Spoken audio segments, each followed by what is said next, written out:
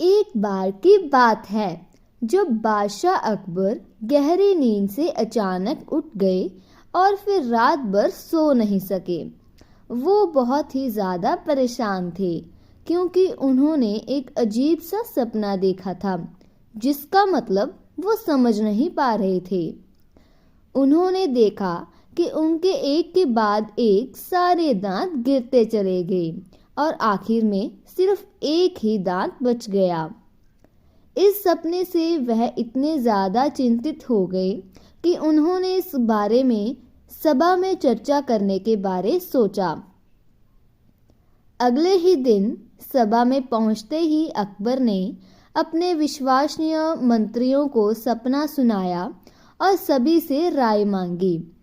सभी ने उन्हें सुझाव दिया कि इस बारे में किसी ज्योतिष से बात करके सपने का मतलब समझना चाहिए। बादशाह को भी यह बात सही लगी।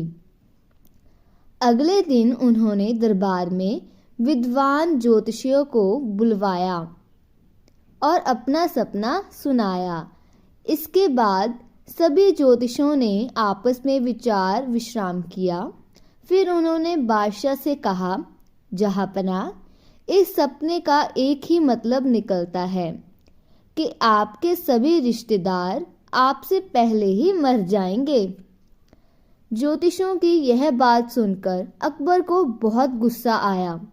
उन्होंने सभी ज्योतिषियों को दरबार से जाने का आदेश दिया। उन सभी के जाने के बाद बादशाह अकबर ने बीरबल को बुलाया और कहा, बीरबल, तुम्हारे अनुसार हमारे सपने का मतलब क्या होगा? बीरबल ने कहा, हुजूर, मेरे हिसाब से आपके सपने का मतलब यह था कि आपके सभी रिश्तेदारों में से आपकी उम्र सबसे ज़्यादा होगी और आप उन सभी से ज़्यादा समय तक जीते रहेंगे। इस बात को सुनकर बादशाह अकबर बहुत खुश हुए। वहां मौजूद सभी मंत्रियों ने सोचा कि बीरबल ने भी ज्योतिषों की ही बात को दोहराया है।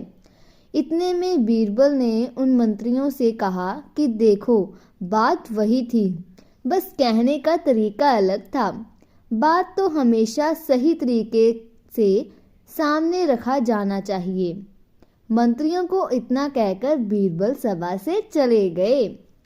सो दोस्तों, इस कहानी से हमें यह सीख मिलती है कि किसी भी बात को बोलने का एक सही तरीका होता है।